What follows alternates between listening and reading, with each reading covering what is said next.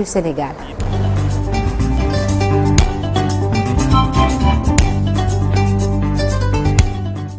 L'actualité hors du Sénégal qui reste dominée par la République démocratique du Congo. Le groupe AFC M23 progresse vers le sud et menace la province du Tanganyika. C'est ça, Nat. L'actualité, c'est la République démocratique du Congo avec le mouvement M23. On peut dire que Corneille Nangaa, coordonnateur de l'AFC M23, mouvement politico-militaire soutenu par Kigali, est arrivé à Bukavu, capitale du Sud Kivu. 10 jours après que son groupe a pris le contrôle de la ville, cette avancée marque une nouvelle étape dans la progression de l'AFC M23 qui semble continuer sa route vers le sud. Un peu plus d'un mois après son retour au pouvoir, Donald Trump a réuni donc hier mercredi son premier conseil des ministres. Lors d'une conférence de presse, il a fait plusieurs déclarations, notamment sur les droits de douane, l'un des principaux chevaux de bataille depuis qu'il a été réélu. Ainsi, les produits européens feront l'objet prochainement de 25% de droits de douane. Il a également répété ses griefs à l'encontre de l'Union européenne. Parlons donc du conflit Israël contre Hamas. La Hamas qui a restitué dans la nuit de mercredi à jeudi 4 corps d'otages israéliens morts à Gaza. Une restitution suivie par le transfert de prisonniers palestiniens vers la Cisjordanie occupée.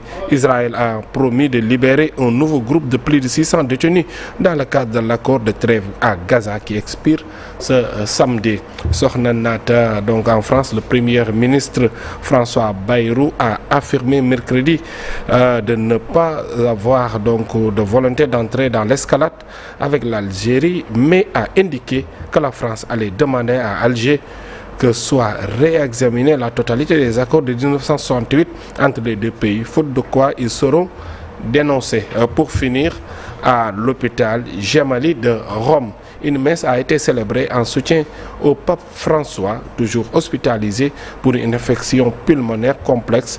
Médecins, religieuses et fidèles se sont rassemblés dans un élan de prière et d'espérance, présidé par le cardinal Baldassare Renan, vicaire général du pape pour le diocèse de Rome. Cette célébration a réuni une communauté unie dans la foi. Partout dans le monde, de nombreux fidèles prient pour le Saint-Père, a-t-il souligné Sornanata. C'était tout pour les actualités internationales. Merci beaucoup, Parfara Nying. On te retrouve dans une vingtaine de minutes pour l'actualité internationale toujours, mais en Wolof, de Diamniadio aux Almadies, en passant par Mbobos et Keur Massar, la gendarmerie nationale intensifie ses interventions nocturnes pour contrecarrer les diverses formes de délinquance et de banditisme à Dakar, notamment le trafic de stupéfiants, la prostitution clandestine et les agressions. À suivre le reportage immersif de Abdoulaye Diop et Thierno Laurent Mendy. Ce sera dans la seconde partie. Et puis notre invité ce matin, Aminata Mimi Touré, haut représentant du chef de l'État et ancienne première ministre. Interview à suivre aux alentours de 8h45. Tout de suite, la une des journaux parus ce matin.